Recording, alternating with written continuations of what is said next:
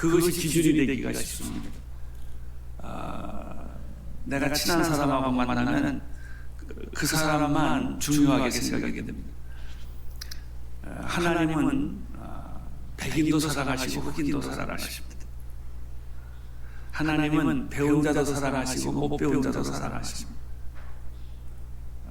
하나님은 거친 사람도 사랑하시고 잘 다듬어진 사람도 사랑하십니다.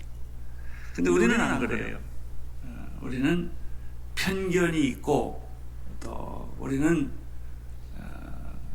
자기가 익숙한 것을 좋아하는 그런 습관이 있습니다.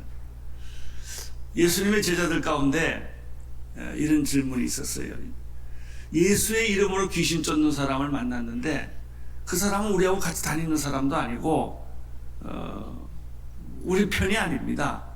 그러니까 기분도 나쁘고 귀신 못 잡게 했다는 거죠. 그러니까 이 사람은 예수님한테 좀 의시되는 자랑스러운 뜻으로 그런 얘기를 했겠죠. 예수님의 반응은 전혀 다른 것이었습니다. 예수님의 반응이 어떻습니까? 50절 시작. 예수께서 말씀하셨습니다. 그들을 막지 마라. 누구든지 너희를 반대하지 않는 사람은 너희를 위하는 사람이다. 예수님의 대답은 예외였습니다. 나의 생각에 동의를 해주시고 내 입장을 같이 해줄 줄 알았는데 예수님의 생각은 내 편견을 버려라. 사실 우리가 세상을 살아나가는데 편견에 갇혀서 많은 것을 잃어버릴 때가 있습니다. 편견을 버려라. 사람을 볼 때도 그 사람을 고정관념으로 보지 말고 편견을 버려라. 첫인상이라는 것이 있어요. 저 사람은 사기꾼 같다. 그러면 아무리 잘해도 사기꾼으로 계속 마음을 놓지 않아요. 한참 지난 다음에야 저 사람도 착한 사람이구나 이렇게 이제 생각할 때가 있죠. 고정관념, 편견은 우리의 시야를 이렇게 제한을 합니다. 여러분 주변에 있는 사람들을 예수님의 눈으로 새로 보세요. 또 그 사건을 새로 보고 그러면 길이 열립니다. 그리고 새로운 앵글, 관점이 생기면 새로운 해답이 생기는 것입니다.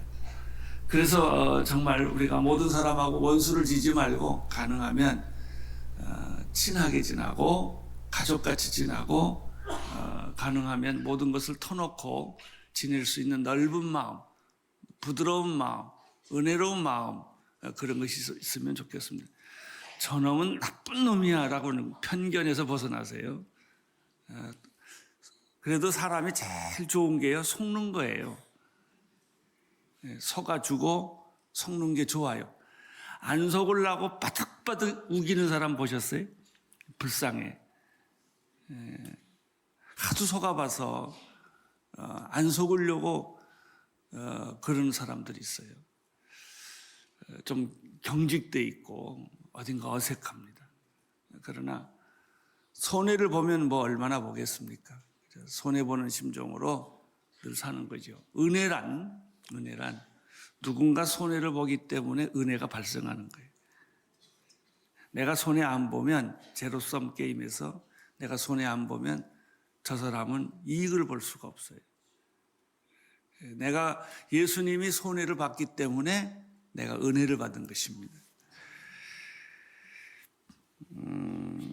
반대하지 않으면 다 우리 편이다. 51절 읽어주세요. 시작.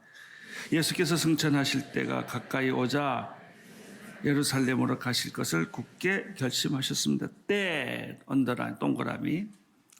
예수님께서 승천하실 때가 가까이 오자. 무슨 얘기일까요? 예수님은 시간을 계산하고 있었다. 어떤 사람들은 시간을 계산하지 않고 사는 사람이 있어요. 그래서 내 인생 끝났네? 그리고 당황하는 사람이 있어요. 그러나 어떤 사람들은 지금이 아침인지 점심인지 저녁인지 시간을 계산하면서 이제 내 인생이 얼마 남았구나. 나는 지금 어디로 가고 있구나. 지금 그렇지 이 시간이 결정적으로 내가 포기할 때지. 그렇지, 이 시간이 지금 내가 결심한 대로 행동할 때지, 이렇게 때를 계산하는 거죠. 때라는 것은 하나님의 계획과 상관이 있습니다. 하나님은 무작정 일하시는 분이 아니라 때에 따라 계획대로 하나님은 섭리하시는 분이십니다. 우리의 인생도 때가 있고 우리의 인생도 하나님의 계획, 마스터 플랜이 있는 거예요. 그 하나님의 계획과 상관없이 내가 마음대로 살아간다면 하나님하고 나하고 맞지 않을 거예요. 그러나 어떤 사람은 하나님하고 때가 잘 맞아요. 이렇게 때가. 만사가 이렇게 잘 통하는 거예요. 하나님이 원하는 거 내가 원하고 하나님이 싫어하는 거 내가 싫어하고 하나님이 가기를 원하는 거 가고 가기를 원치 않는 거 안 하고 그런 거죠. 내 마음의 결심이 바로 그때에 행동하는 예수님을 볼 수가 있습니다.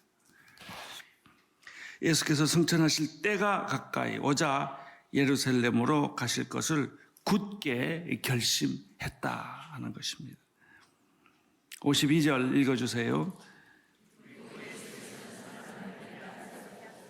그리고 예수께서는 사람들을 미리 앞서 보내셨다. 저는 이 노트에다가 철저한 준비 이렇게 써놨어요. 예수님은 이제 예루살렘에 가시는 목적은 좋은 일이 생기는 거 아니에요. 결박을 당하고 십자가에 못 박혀 죽고는 힘들지만 꼭 해야 되는 일, 어렵지만 내 인생의 목표, 이거를 포기하지 않았다는 거죠. 예수님은 예루살렘으로 내려가는 일은 고난이 기다리고 있는 일이었지만 그래서 뭐가 필요해요? 결심이 필요해요. 결심. 어려운 일이 아니라면 무슨 결심을 하겠어요? 그냥 하면 되지. 근데 굳은 결심을 하십니다. 결심을 하시고 미리 사람을 보내서 준비를 하시는 예수님을 볼 수가 있습니다. 그들은 가서 예수 모실 준비를 하려고 사마리아의 한 마을로 들어갔습니다. 53절 시작. 그러나 그곳 사람들은 예수를 반기지 않았습니다. 예수께서 예루살렘으로 가시는 길이었기 때문입니다. 예루살렘을 가시는 길에 사마리아를 거쳤는데 그 동네에서는 예수님을 별로 환영하지 않았다. 예수님을 환영하지 않았기 때문에 그 마을은 패스할 수밖에 없는 거예요. 환영을 안 하니까. 여러분, 예수님이 이놈을 환영하면 예수님이 여러분 안으로 들어가세요. 근데 여러분이 예수님을 환영하지 않으면 여러분 지나가세요. 그냥 지나가 버리세요. 나는 예수님이 여러분의 집을 지나가지 않게 되기를 바랍니다. 여러분 집 앞에서 들어가서 차 한 잔 먹고 갈 수 있게 되기를 바랍니다. 예수님을 싫어하면, 예수님을 반대하면 예수님이 거기에 머무를 수가 없으세요. 인자가 고향에서 환대를 받지 못했다는 말씀과 동일한 거예요. 이상하게요. 가까이 있는 사람은 배척하고 멀리 있는 사람은 환영해요.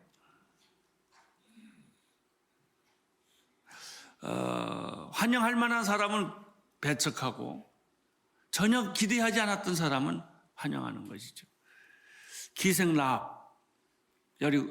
기생라합은 하나님 모르는 사람이었어요.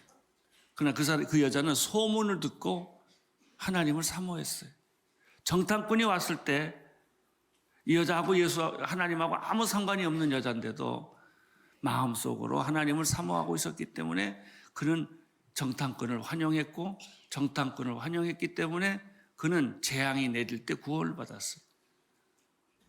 굉장히 재미있는 논리죠. 가까이 있다 멀리 있다 따지지 말고 예수님 환영하세요? 하나님 환영하세요? 그냥 무조건 그러세요. 하나님 나 좋아요. 그러세요. 하나님 이럴 수가 있습니까? 이렇게 하지 말고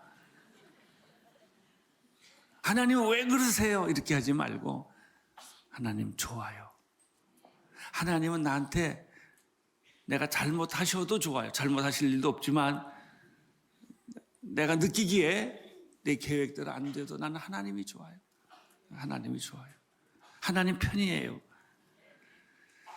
여러분, 내가 하나님 편인 게 좋겠습니까? 하나님이 내 편인 게 좋겠습니까? 내가 하나님 편이면 좋죠. 여러분은 하나님 편입니다. 하나님이 좋습니다. 하나님 환영합니다. 하나님 내 집에 들리십시오. 우리 마을로 오십시오. 이렇게 하는 거예요.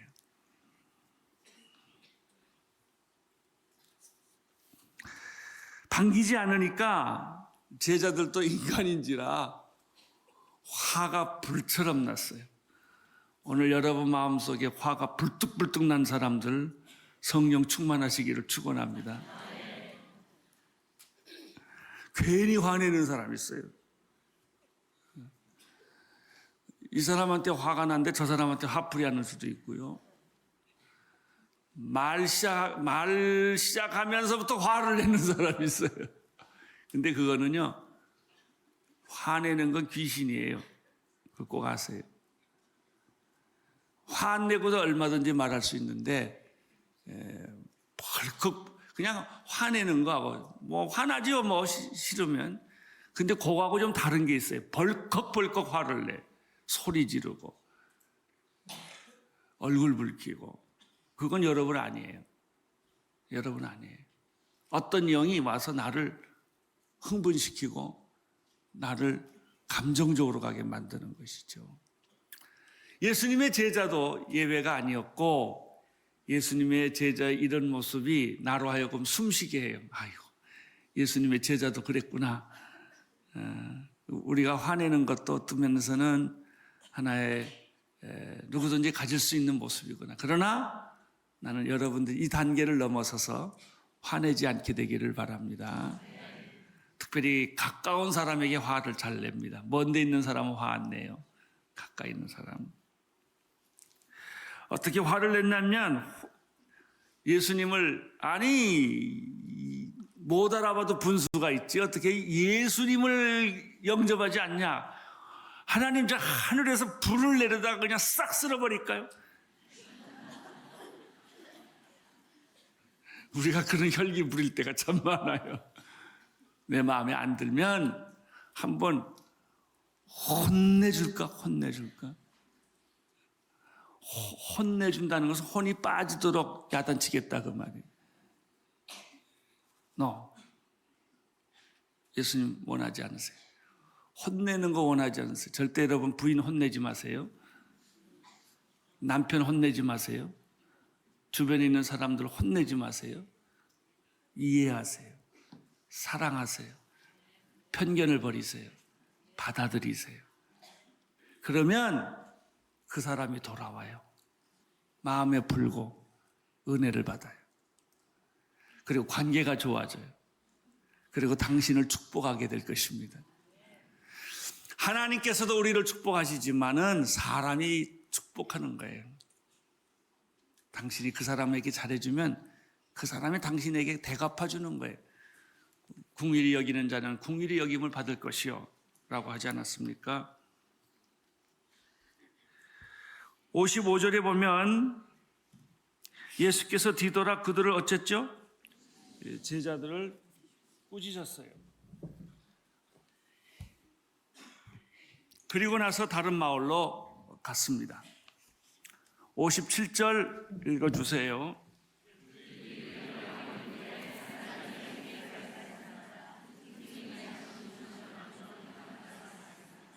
자, 여기서 선생님 가시는 곳이면 어디든지 따라가겠습니다 라고 말한 제자들의 말이 신앙 고백일까요? 감정의 문제일까요? 여긴 신앙 고백 아니에요. 그냥 분위기가 그러니까 나도 가겠습니다 이랬다고요. 그 말 믿지 마세요. 가끔 우리도 우리 자신을 진짜 깊은 신앙 고백에서 말하는 게 있고요. 그때 감정에 따라 기분에 따라 말할 때가 있어요. 근데 또 사람들은 참 어리석어서 자기가 말하는 게 자기인 줄 알아요. 아니에요. 부름받아 나서님은 어디든지 가오리다. 눈물 턱 떨치고 주여 아멘 믿습니다. 눈 뜨면 말짱 할 거야. 이 감정으로 했기 때문에. 그러나 우리의 신앙 고백은 진짜 내 인격과 내 삶과 모든 것을 뜻과 정성과 힘을 다하여 주 너희 하나님을 사랑하라는 것처럼 사실 그런 신앙 고백이 돼야 되죠. 예수님이 이걸 아셨어요. 제자들이 깊은 신앙 고백이 아니고 겉모양만 보고 화려함을 보고 나도 가겠다 하는 걸 아시고 예수님께서 58절에서 다음과 같이 말씀하시죠. 같이 읽겠습니다. 시작. 예수께서 대답하셨습니다. 여우도 굴이 있고 하늘에 나는 새도 보금자리가 있지만 인자는 머리둘 곳이 없고. 나를 따라오려는 목적이 뭐냐? 왜 나를 따라오려고 하는 거냐? 내가 요한한테는 그랬죠. 광야에 흔들리는 갈대냐? 화려한 옷을 입은 사람들이냐? 내가 광야에 세례 요한을 보러 온 목적이 뭐냐? 이제 그런 얘기를 했죠. 세상 사람들이 보는 관점, 이 동네로 이사 오면 행복하겠구나. 이 학교 다니면 행복하겠구나. 저 사람 만나면 내 인생이 트겠구나. 여러 가지 동기와 목적으로 사람도 만나고 일도 하는 것이죠. 예수님은 질문하세요. 내가 나를 따라오려는 목적이 뭐냐? 만약에 내가 큰 집, 행복한 삶, 여유 있는 삶, 유명한 일, 이런 걸 원했다면 잘못했겠다는 거죠. 여우도 굴이 있고 공중 나는 새들도 하찮은 동물들도 다 깃들일 것이 있지만은 인자는 나는 머리 둘 곳이 없다. 만약에 내가 나한테 어떤 좋은 직업을 원하고 성공을 원하고 또 내가 나에게 어떤 명예를 원한다면 내가 너에게 줄 것은 없다 말이죠. 예수님 말씀에. 그러나 예수님이 하시는 말씀, 그러나 이런 것들은 내게 없지만 내가 내게 줄 것은 하나님의 나라다 하는 거예요. 이 말 생각나는 거 있지요? 베드로와 요한이 은과 금은 내게 없거니와 내게 있는 것으로 내게 주노니 곧 나사렛 예수 그리스도 이름으로 걸으라. 중세 때 교회가 정치보다 더 권력을 많이 가지고 있었을 때 교회는 부자였어요. 헌금도 많고 은금으로 성전을 다 칠하고 아주 거드름 피우던 종교 때 아퀴나스라는 사람이 이런 말을 했어요. 오늘날 교회는 은과 금은 있다. 하도 헌금을 많이 해서.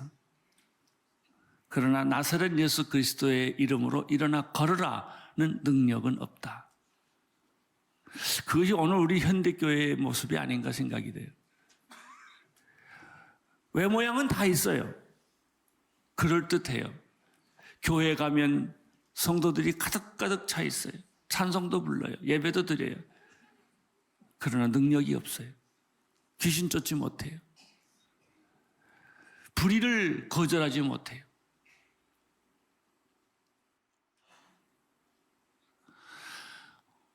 오늘날 교회가 세상에 감동을 주지 못하는 이유가 여기 있어요. 크기로 감동을 주는 것이 아니에요. 크기로. 내용으로 감동을 주는 것입니다. 나는 이 말을 다시 교회가 회복하기를 원합니다. 교회는 은과 금은 없다. 그러나 나사렛 예수 그리스도 이름으로 일어나 걸으라라는 능력을 우리는 가지고 있다. 권세와 능력, 파워, 오소리티 며칠 전에 공부했죠. 사랑하는 성도 여러분의 내면적인 능력이 있게 되기를 축원합니다. 우리는 겉으로는 그렇게 화려한 사람들은 아니지만 사랑의 능력이 있기를 바라고 용서의 능력이 있게 되기를 바라고 섬김의 능력이 있게 되기를 바라고 남을 배려하는 그런 능력이 있게 되기를 바랍니다. 그때 사람들은 예수를 느끼는 거예요. 우리가 OMC 처음 할 때요.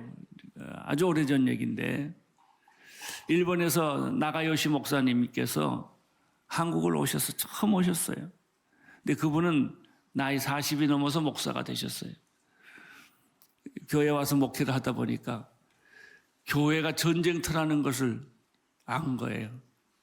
그냥 싸우고 서로 미워하고 서로 주도권 쟁탈전하고, 그래서 이 사람이 실망을 하고 목사를 된 것을 후회하고 포기하려고 생각을 했어요.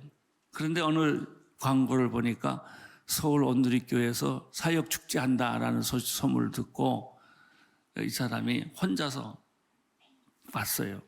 우리는 그 사람이 누군지 모르죠. 근데 이분이 온누리교회 사역축제 오자마자 눈물을 흘리기 시작했어요. 저한테 그러더라고요. 끝나는 무렵. 목사님, 나는 온누리교회에서 예수님 봤어요. 그러더라고요. 난 진짜 예수님 본 줄 알고 놀래가지고, 나도 못 본 예수를 어떻게 봤냐. 여기 2층 화장실, 거기를 갔는데 장로님, 나이 많으신 장로님 같은 분이 고무장갑 끼고 화장실 안을 손을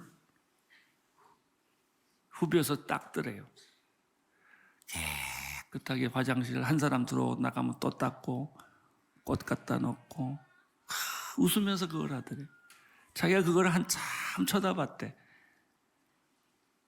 저 사람이 예수구나. 예수님이 오셔서 저런 일을 하는구나. OMC 온 사람들을 위해서, 불편하지 않게 하기 위해서, 눈에 안 보이게 한 사람 들어갔다 놓으면 얼른 착착착착 뿌려가지고 또 거울 닦고 그러고 하더래요. 그래요. 그때 우리 교회 무슨 총장님이건 교수님이건 다 안내하고 봉사하고 그렇게 했거든요. 예수님을 봤다는 거예요.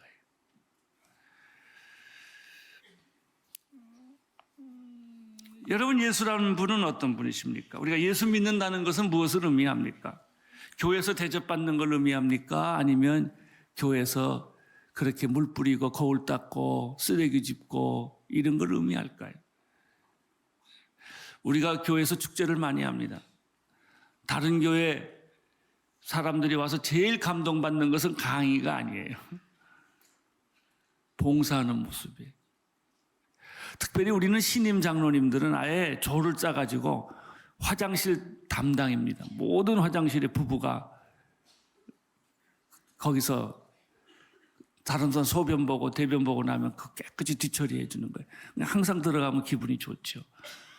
근데 이제 한 가지 나는 숙제가 있어요. 축제 때만 그러지 말고 보통 때 그랬으면 좋겠는데, 축제 때는 그걸 하는데 보통 때는 그렇게 못해요. 교회 오면 누군가 예수의 발자국이 보였으면 좋겠어요. 예수님의 향기가 흘러넘쳤으면 좋겠어요. 이게 예수예요. 여우도 굴이 있고 공중나는 새도 깃들일 것이 있지만 인자는 머리둘 것이 없다. 여러분, 교회 와서 여러분이 뭘 얻기를 원하느냐, 교회 와서 뭘 하기를 원하느냐, 잘 생각해 봐라. 우리 예수님의 말씀을 이렇게 적용할 수가 있습니다. 59절 읽어주세요. 시작. 나를 따르라. 그러자 그 사람이 대답했습니다. 주여, 제가 먼저 가서 아버지의 장례식을. 예수님은 계속해서 다른 사람에게 말했죠. 나를 따르라. 나 볼게. 나를 따르라. Follow me. 나를 따르라. 여러분, 이 말씀은 지금도 계속돼요. 내 대학교 때 내가 같이 콜텟 하던 친구가 하나 있어요. 그 사람은 왕 베이스야. 베이스가 그냥 대통 같은 베이스를 하는 사람인데, 그 사람은 고대를 다녔어요. 새벽마다 홍정길 목사님하고 그 사람하고 나하고 최혜선 씨 몇 사람이 이 수도 국군통합병원에 가서 일주일에 한 번씩 찬양을 해. 몇 년을 했어요.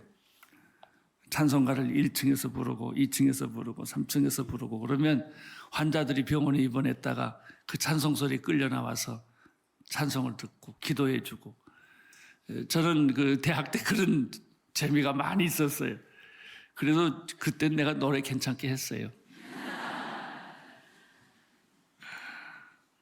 그 중에 한 사람이 그런 아주 왕베이스를 하는 사람이 있었는데 어느 날 내가 미국을 집회하러 가니까 그 사람이 목사가 됐더라고.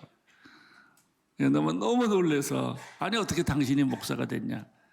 자기가 미국에 가서 이제 살면서 세탁소를 여러 개를 했대요.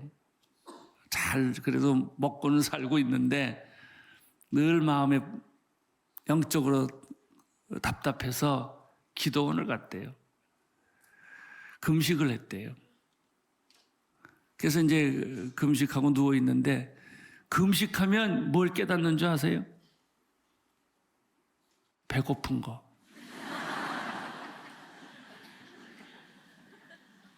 배고프면 신경질 나요. 신경질 나면 기도가 집중이 돼요.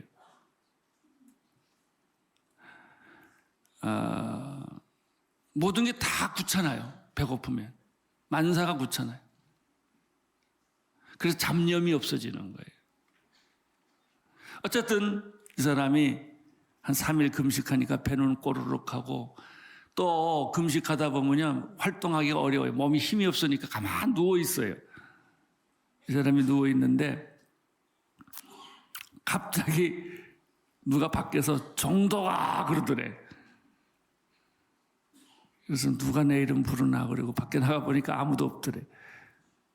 또 누워 있었더니 정도가 그러더래. 이 사람 이름이 종독이거든요. 3번 부르니까 사무엘 생각이 나더래요.